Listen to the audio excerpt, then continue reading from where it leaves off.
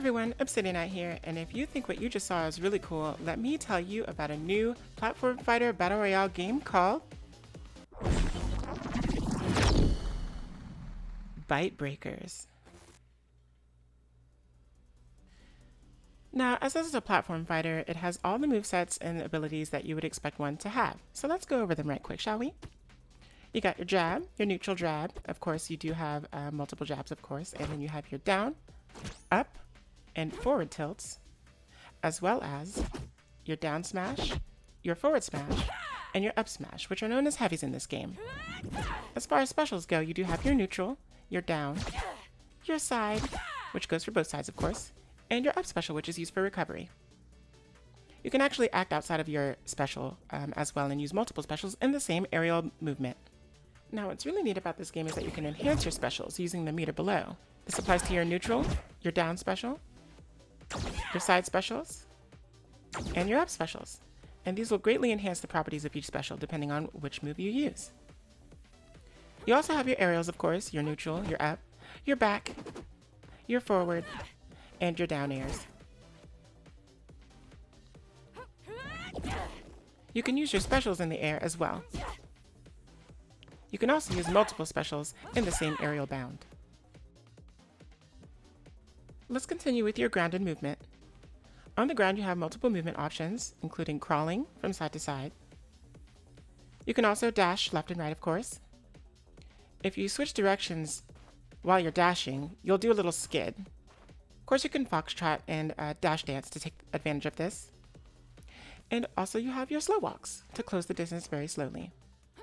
You have a singular jump and a double jump, as well as a fast fall at the peak of your jump.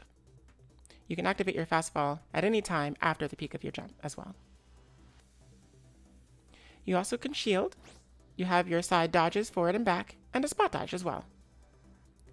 Just as in other shielding games, if you hold your shield for too long, it'll break and you'll enter a stunned state. You also have air dodges that you can use.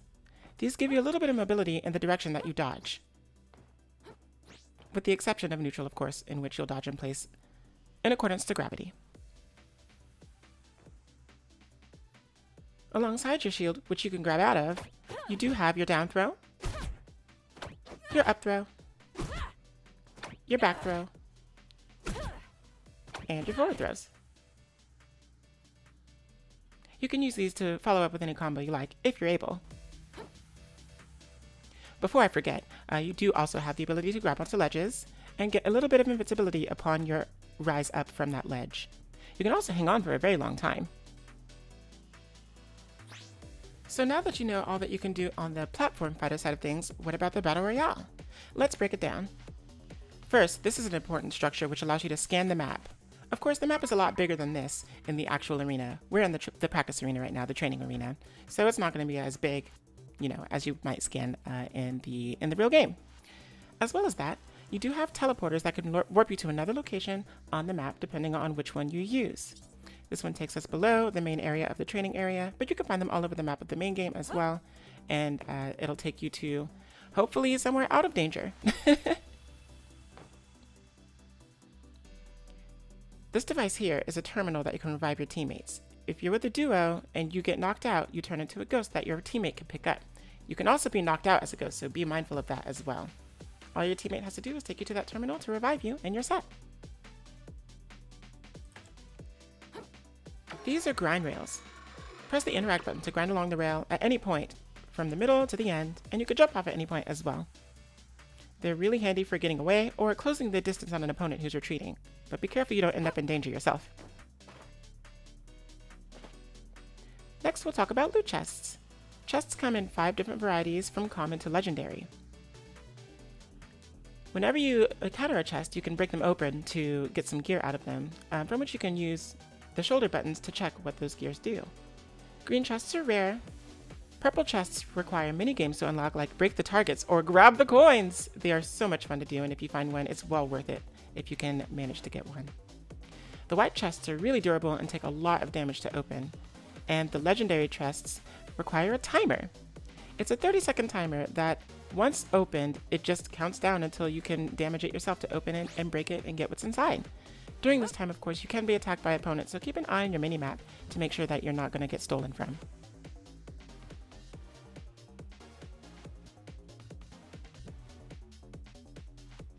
Alright, let's talk about platforms next.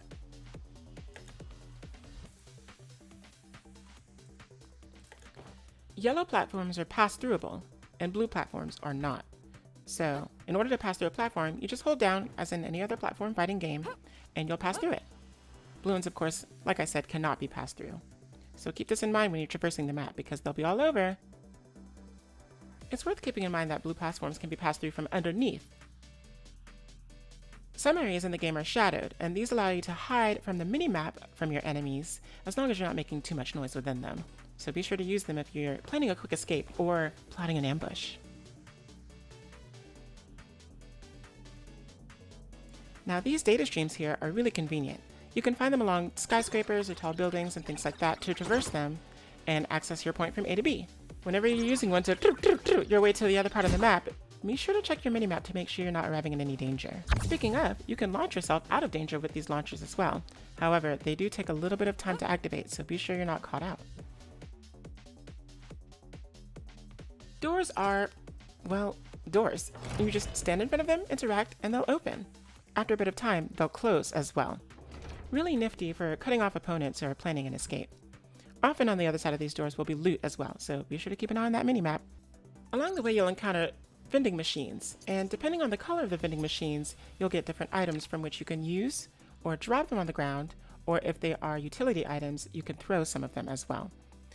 Healing items require you to stand still and use them, eat them to gain their healing abilities. And you can often store more than one. Utility items come in all forms of things, such as grenades, energy potions to fill your meter, overcharge tokens, proximity mines. There are a bunch of things, so be sure to examine the inventory of any given utility item vending machine you come across. You never know what you might find. Some items as well do have a quick throw ability with your right stick. All you have to do is just flick it in the direction you'd like to throw it, and you will. You also have the option to manually throw your item in the direction you choose. Just aim with the directional stick as well. Utility items are very powerful, so be sure to have a couple of them on hand at any given time. Blue machines yield gear, and gear can augment your abilities by giving them fireballs, increasing your movement speed, or even making you invulnerable to stun. So be sure whenever you get some new gear that you don't know what it does, use your shoulder buttons to check it out. Each gear will have a default property as well as an overloaded property that you can unlock by upgrading it with overload sparks. If you come across a gear you already have, such as a type of boots, you can mouse over the tooltip to see if you'd like to switch them out. Speaking of upgrading your gear, this machine here is what you use to do that. If you don't have the equipment that's depicted on the screen, just attack the machine to switch it to the one that you do have, and use those overload sparks to upgrade your item. Shoes represent boots, shirts represent armor, and of course, hands represent gloves. You can then open up the menu to see what your new overloaded property is. And that covers all the important structures in the game that you'll need to know. And with that, as well as having covered all of your moves, I think that about covers it, y'all. So use everything that you've learned in this video to your advantage to traverse the map, grind your gear, build your meter, and take down your opponents. Now go break those bytes.